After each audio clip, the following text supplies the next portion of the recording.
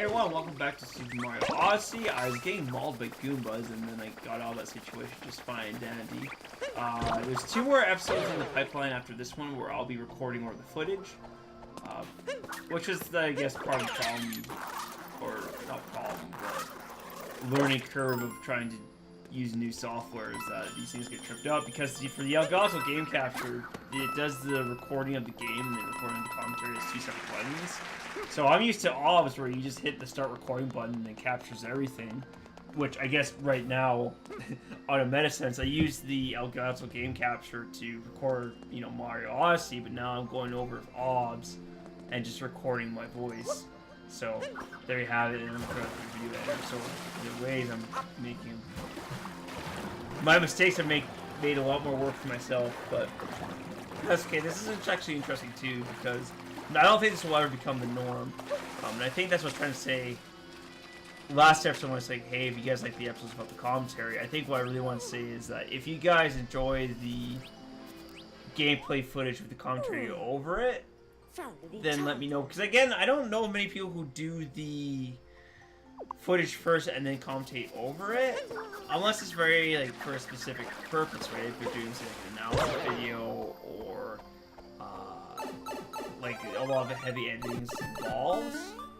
But as we're kind of like, oh, we're gonna do a Let's Play where the footage is recorded in advance and then we're gonna talk over it, I don't actually ever think I've seen a game or a Let's Play where that's been done. So I fail here to get the musical notes, and then go ahead and try again. Well, it should be an interesting experiment, but, and I think for me the base part of the reason why I wouldn't do it is just because it is a fair bit more work.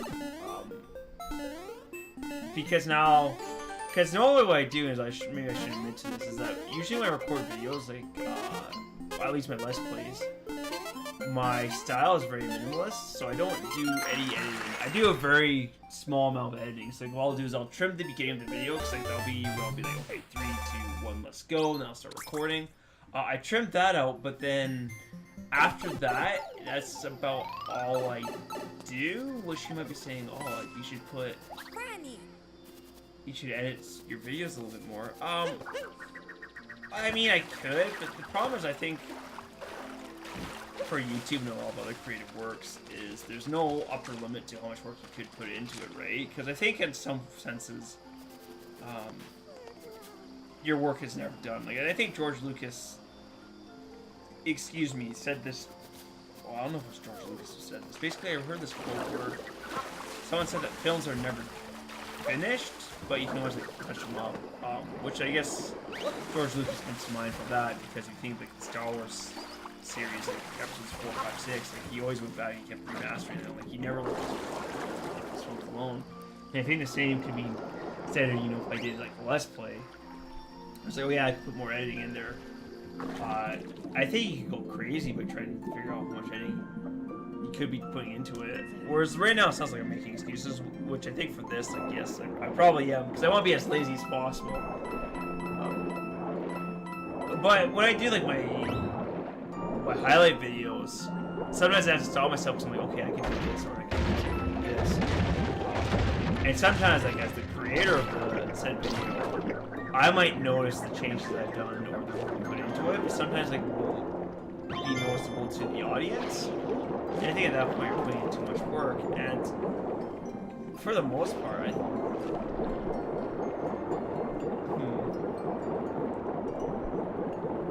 Yeah, I don't really know.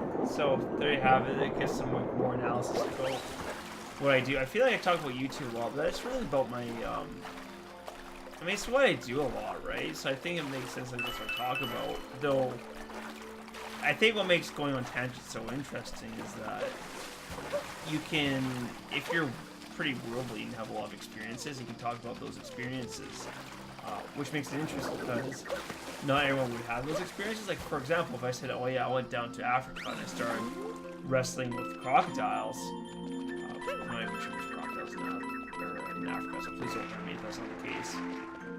I might say, oh yeah, I did this, and for a lot of people, wrestling crocodiles in Africa is not an experience that they've had, so it would be interesting to hear about, whereas I find, like, you know, maybe it's something I should keep in the back of my head, talking about YouTube and commentary and stuff like that, and I've done this for a few videos now already, so say, okay, so some people might have already heard me talk about it, and for the most part, or not for the most part, but it's also something that someone had, or what am I trying to say? Doing YouTube or video editing is a more common experience than, say, some of the more unique experiences. Like, I don't think anyone, or not everyone, is a content creator or does video editing. So I think for some people it might be interesting, but for others, like, okay, well, neat. Which, and I think that's why for my commentary, I tend to lean a little bit on analysis. More so than maybe some other people, because I think that's, you know, something I could have that other people don't. Which I guess that makes me sound a little bit pompous by saying, oh yeah, I did your really analysis. It's not, maybe not necessarily that, more just that it's easier for me to do that, because I think I also spend some time thinking about it. Do self-reflective analysis, because if I think about like, my experiences, it's like, okay, well, actually I haven't, you know, left my town a whole lot, and I do travel every now and then, but not far. I usually go visit family, so in a lot of cases it's more the same. And then, you know, I bike to work and I bike back. You know, I do software development. I don't really talk much about software development because,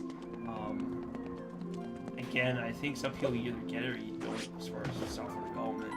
It's not necessarily accessible to everyone. So if I start to really talk about software development, not everyone could appreciate what I'm talking about. Whereas even like I think for the commentary, it's relevant to the people watching to some degree, because like, okay, here's my thought process for my commentary or things I've noticed. Like, well, if you're hearing me talk about this, then you're watching the video, so it relates to you on some level, or you can find it accessible in some degree, which is, I guess, good.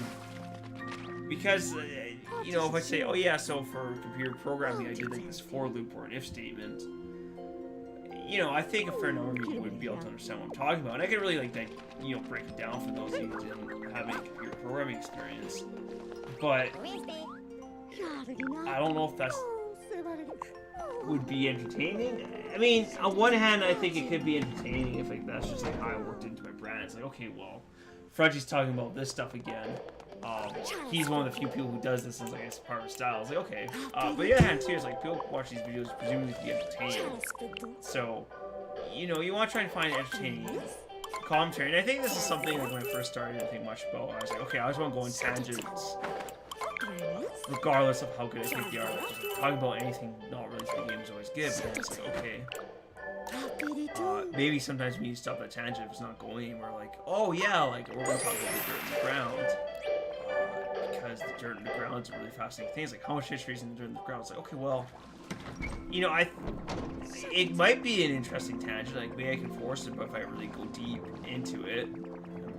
But on the other hand, it's like, well, how many people are interested in the dirt in the ground? But dirt inherently doesn't sound like a very interesting subject. Which is why I think, too, I was asking for feedback, or I'm interested in feedback. But that's hard to do, too, because when you get feedback, I think on some level, like, you have to listen to your own voice, and you have to decide at the end of the day, like, what do you want to talk about, and what do you think is interesting. Because I think if you try and do what the people want, I'm not entirely convinced that that's the right way to do YouTube, because I think part of the fun of it, and part of, like, what works is that, so for me, just talking, I immediately am not putting too much thought into what I'm saying. I'm just kind of letting my mouth go while I'm watching gameplay myself, just playing. If I get too hung up on thinking about, oh, we'll make a commentary, or what do I think people want to watch, I think that would be crippling to myself to some degree. Because I think I'd, like, just paralyze myself by these thoughts and trying to figure out what I should be doing. Whereas if I just go, then I don't have the problem being paralyzed by, I guess, too much choice, because I don't give, because I just go, like, for lack, I'm tripping over my tongue, but see, I think that's actually okay if I trip over my tongue like that. I'm not to say, like, you know, maybe I would benefit from stopping collecting my thoughts and going. But what I'm trying to say is that if I just talk about anything at all, that's more natural, I think, than me trying to figure out what people are interested in talking about that. Because I think I mentioned this maybe not in these videos, but coming up or somewhere, that each person who does a Let's Play, each Let's Player has a unique personality, and they have a unique style that won't be emulated by anyone else. So, and I think if we could reach into that, I think that's a wise idea. Simply because, like, that's what makes you unique. And I think if you can really hone in on that, that could be a motivation for people to watch your content. Oh, and I think I'm done this episode. So, guys, thank you all for watching.